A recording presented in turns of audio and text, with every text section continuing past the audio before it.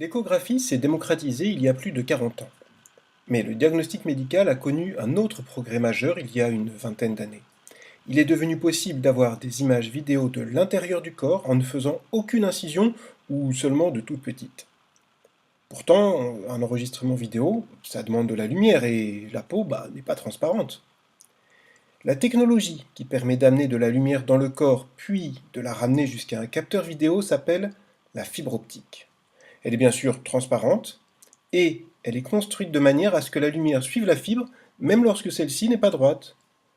Attendez, pas droite, vous voulez dire courbe? Eh oui, oui, la particularité de la fibre optique, c'est qu'elle permet à la lumière de voyager en suivant les courbes des voies naturelles du corps. Alors, c'est plus vrai dans certaines fibres que dans d'autres. Cependant, dans le cas que nous allons développer ici, la courbe finalement obtenue est en fait une succession de petits segments rectilignes. Vous avez découvert au collège que dans un milieu transparent, homogène et uniforme, eh bien, la lumière se propage en ligne droite. Pourtant, il existe une situation dans laquelle la lumière ne se propage pas en ligne droite, lorsqu'elle passe d'un milieu transparent à un autre. La différence de vitesse de propagation entre les deux milieux provoque un changement de direction de la lumière. Voici un faisceau laser qui passe d'un premier à un second milieu dans lequel la lumière va moins vite. Pour le moment, aucun changement de direction n'est visible, tout simplement parce que je n'ai pas encore paramétré les vitesses. On est à 300 000 km par seconde dans les deux milieux. Ce que je veux d'abord vous montrer, c'est comment on repère la direction de la lumière. Il y a un vocabulaire précis à connaître. Le point où le rayon atteint la surface de séparation s'appelle le point d'incidence. La direction du rayon est repérée par l'angle qu'elle fait avec une droite particulière, perpendiculaire à la surface de séparation et appelée droite normale. L'angle à l'arrivée de la surface, ici coloré en jaune, s'appelle l'angle d'incidence. Sa valeur maximale est de 90 degrés. Au-delà, la source n'est plus dans le milieu 1. L'angle d'incidence est alors repéré de l'autre côté. Bon, après la traversée de l'interface, l'angle que fait le rayon avec la droite normale s'appelle l'angle de réfraction. Quoi? Réfraction. C'est le nom du phénomène de déviation de la lumière lorsqu'elle change de milieu de propagation. Il est temps de vous la montrer, cette réfraction, n'est-ce pas? Alors, la voici. Ça y est, je viens de changer la vitesse de propagation dans le milieu 2. L'angle de réfraction est désormais différent de l'angle d'incidence, sauf dans un cas spécial, lorsque l'angle d'incidence est nul. J'ai passé sous silence un second phénomène que je dois maintenant vous montrer. Il s'agit de la réflexion. Lorsqu'un rayon de lumière frappe la séparation de deux milieux transparents, une partie de la lumière traverse et se trouve déviée, mais une autre partie repart en restant dans le milieu de départ. On dit qu'elle est réfléchie. Il y a donc en réalité trois rayons à observer.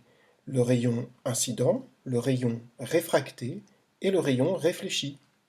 On constate alors trois choses. D'abord, que l'angle de réflexion et l'angle d'incidence sont identiques. Ensuite, que dans le cas étudié ici avec la lumière qui ralentit, l'angle de réfraction est plus petit que l'angle d'incidence. En ralentissant, la lumière se rapproche de la droite normale. Enfin, il existe dans ce cas un rayon réfracté et un rayon réfléchi pour toutes les incidences possibles, c'est-à-dire toutes les incidences comprises entre 0 et 90 degrés. Dans le cas de la lumière passant dans un milieu où sa propagation est plus rapide, les choses sont différentes.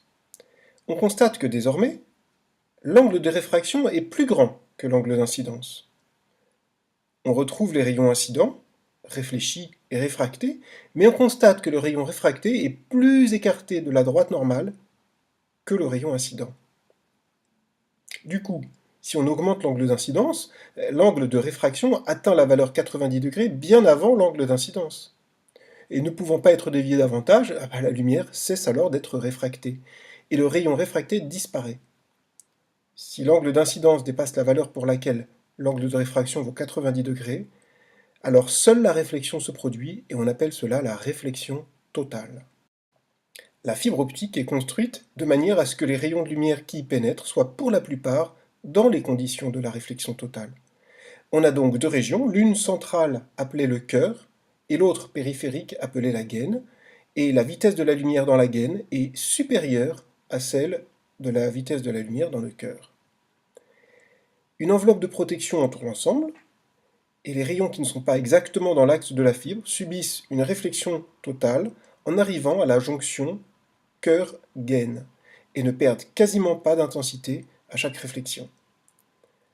Le cas de la fontaine lumineuse avec un rayon de lumière pris dans un filet d'eau permet de visualiser cette situation. L'eau joue ici le rôle du cœur de la fibre, puisque l'eau s'y propage moins vite, et l'air joue le rôle de la gaine. Le rayon de lumière subit alors une succession de réflexions totales qui lui permet de rester dans le filet d'eau et de suivre sa courbure. Il en va de même à l'intérieur d'une fibre optique.